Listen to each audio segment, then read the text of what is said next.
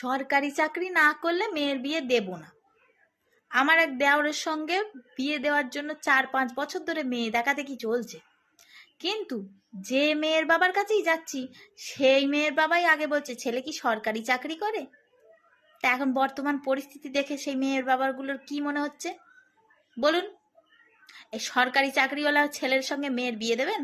হ্যাঁ দেবেন দেবেন, কোনো অসুবিধা নেই, কিন্তু প্রাইভেট চাকরি ছেলেগুলো কি অসুবিধা করছে আপনাদের?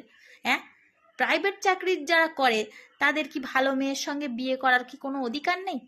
নাকি প্রাইভেট চাকরি যারা করে তারা অসভ্য, লম্পট এইসব হয়? নাকি তারা পড়াশোনা জানে না? কি করে তারা? কি সমস্যা তাদের নিয়ে? কিসের এত প্রবলেম মেয়ের বাবাগুলোর? আমি তো বুঝতে পারি না।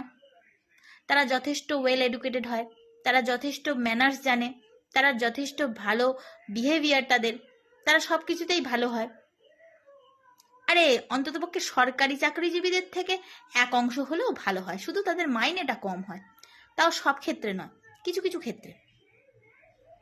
এই তো গত বছর পাশের বাড়ির একজনকে নিয়ে একটা হসপিটালে গিয়েছিলাম। তা বলছি বাবা এত বাজে দুর্ব্যবহার হসপিটালের নার্সগুলোর, সে আর বলে বোঝানো যাবে না। এই সরুন সরুন সরুন, এই এখান থেকে যান, এইখান থেকে যান, যেন শালা কুকুর আমরা।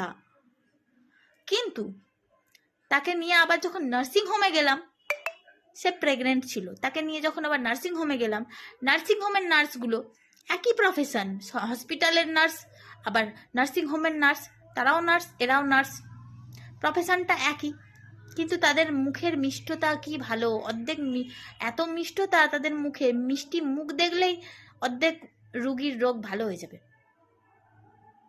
তা যাই হোক, সেটা গেল সরকারি চাকরিজীবী আর ওই প্রাইভেট চাকরিজীবীদের কথা। এবার আসি মেন কথায়।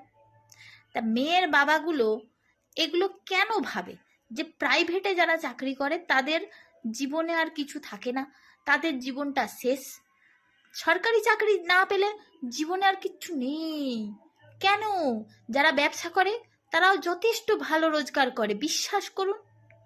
শুধু যে সরকারি চাকরিজীবী লোকেরাই তাদের যে লাইফটা সেটিং হয়ে গেল চাকরি পাওয়ার পরে, সেটা কিন্তু নয়। এই যে এখন সেটিং উল্টে গেছে, সেই সেটিংটা কে ঠিক করবে বলেন? আপনারাই বলেন, মেয়ের বাবাগুলো আপনারাই বলেন। তাই এই ধরনের ধ্যান ধারণাটাকে পাল্টান। যখনই কোনো সম্বন্ধ আসবে আগেই জিজ্ঞেস করে বসবেন না ছেলে কি সরকারি চাকরি করে। কেন? যদি প্রাইভেটই করে আগে আপনি তলিয়ে দেখুন, পছন্দ হলে তবে তো মেয়ের বিয়ে। তবে বর্তমান যে পরিস্থিতিটা ঘটেছে সেটা খুবই দুঃখজনক।